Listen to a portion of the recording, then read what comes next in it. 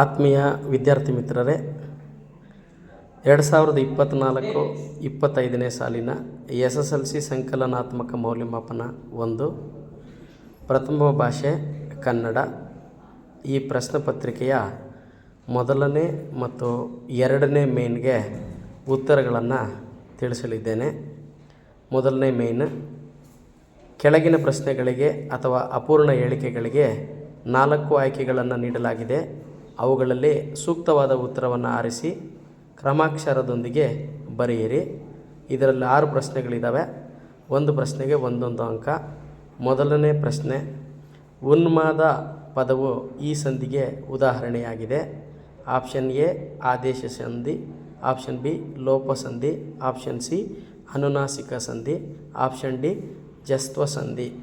ಇದಕ್ಕೆ ಸರಿ ಉತ್ತರ ಆಪ್ಷನ್ ಸಿ ಅನುನಾಸಿಕ ಸಂಧಿ.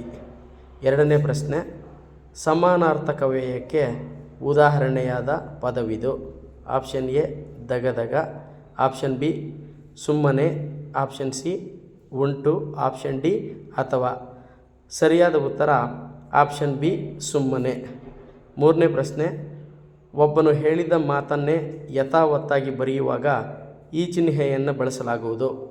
ಆಪ್ಷನ್ ಎ ವಾಕ್ಯವೇಷ್ಟನ, ಆಪ್ಷನ್ ಬಿ ಉದ್ಧರಣ, ಆಪ್ಷನ್ ಸಿ ಆವರಣ, ಆಪ್ಷನ್ ಡಿ ವಿವರಣಾತ್ಮಕ. ಇದಕ್ಕೆ ಸರಿಯಾದ ಉತ್ತರ ಆಪ್ಷನ್ ಬಿ ಉದ್ಧರಣ. ನಾಲ್ಕನೇ ಪ್ರಶ್ನೆ, ಕೈಯಾನು ಪದವು ಈ ಸಮಾಸಕ್ಕೆ ಸೇರಿದೆ. ಆಪ್ಷನ್ ಎ ಕ್ರಿಯಾ ಸಮಾಸ, ಆಪ್ಷನ್ ಬಿ ತತ್ಪುರುಷ ಸಮಾಸ, ಆಪ್ಷನ್ ಸಿ ಅಂಶಿ ಸಮಾಸ, ಆಪ್ಷನ್ ಡಿ ದ್ವಿಗು ಸಮಾಸ. ಈ ಪ್ರಶ್ನೆಗೆ ಸರಿ ಉತ್ತರ ಆಪ್ಷನ್ ಎ ಕ್ರಿಯಾ ಸಮಾಸ. ಐದನೇ ಪ್ರಶ್ನೆ, ಸಂಭಾವನಾರ್ಥಕ ಕ್ರಿಯಾಪದಕ್ಕೆ ಉದಾಹರಣೆಯಾದ ಪದವಿದು. ಆಪ್ಷನ್ ಎ ಮಾಡಲಿ, ಆಪ್ಷನ್ ಬಿ ಮಾಡನು, ಆಪ್ಷನ್ ಸಿ ಮಾಡಿದನು, ಆಪ್ಷನ್ ಡಿ ಮಾಡಿಯಾನು. ಈ ಪ್ರಶ್ನೆಗೆ ಸರಿಯಾದ ಉತ್ತರ ಆಪ್ಷನ್ ಡಿ ಮಾಡಿಯಾನು. ಆರನೇ ಪ್ರಶ್ನೆ, ಸಂಪ್ರದಾನ ಕಾರಕಾರ್ಥವು ಈ ವಿಭಕ್ತಿಯದ್ದಾಗಿದೆ. ಆಪ್ಷನ್ ಎ ಸಪ್ತಮಿ, ಆಪ್ಷನ್ ಬಿ ಪಂಚಮಿ, ಆಪ್ಷನ್ ಸಿ ಚತುರ್ಥಿ, ಆಪ್ಷನ್ ಡಿ ತೃತೀಯ. ಇದಕ್ಕೆ ಸರಿಯಾದ ಉತ್ತರ ಆಪ್ಷನ್ ಸಿ ಚತುರ್ಥಿ. ಎರಡನೇ ಮೇನ್, ಕೆಳಗಿನವುಗಳಲ್ಲಿ ಮೊದಲೆರಡು ಪದಗಳಿಗಿರುವ ಸಂಬಂಧದಂತೆ ಮೂರನೆಯ ಪದಕ್ಕೆ ಸರಿ ಹೊಂದುವ ಸಂಬಂಧಿ ಪದವನ್ನು ಬರೆಯಿರಿ. 4x1 4 ಪ್ರಶ್ನೆಗಳಿಗೆ 1 ಅಂಕ ಥರ 4 ಅಂಕಗಳು. ಏಳನೇ ಪ್ರಶ್ನೆ, ಪಾದುಕ ಹಾವುಗೆ ವೈಶಾಖ ತಿಂಗಳು ಅಥವಾ ಮಾಸ. ಎಂಟನೇ ಪ್ರಶ್ನೆ, ತುತ್ತ ತುದಿ ದ್ವಿರುಕ್ತಿ ಸತಿಪತಿ ಜೋಡಿ ನುಡಿ. 9ನೇ ಪ್ರಶ್ನೆ, ಸಹದೇವ ಅಂಕಿತನಾಮ, ಪರ್ವತ ರೂಢನಾಮ. 10ನೇ ಪ್ರಶ್ನೆ, ಅವರ್ಗೀಯ ವ್ಯಂಜನಗಳು 9, ಅನುನಾಸಿಕಗಳು 5. ಧನ್ಯವಾದಗಳು ಸ್ನೇಹಿತರೆ. ನೆಕ್ಸ್ಟ್ 6th ಮೇನ್, ಕೆಳಗಿನ ಪದ್ಯ ಭಾಗಕ್ಕೆ ಪ್ರಸ್ತಾರ ಹಾಕಿ ಘನ ವಿಭಾಗ ಮಾಡಿ ಛಂದಸ್ಸಿನ ಹೆಸರನ್ನು ಬರೆಯಿರಿ. ಇದು ಬಂದಿರುವಂಥದ್ದು 12 ಬರುತ್ತೆ. ಇದು ಕಂದು ಪದ್ಯ ಆಗಿರುತ್ತದೆ. ನೆಕ್ಸ್ಟ್ 7th ಮೇನು, ಕೆಳಗಿನ ವಾಕ್ಯದಲ್ಲಿರುವ ಅಲಂಕಾರವನ್ನು ಹೆಸರಿಸಿ ಲಕ್ಷಣ ಬರೆದು ಸಮನ್ವಯಗೊಳಿಸಿ.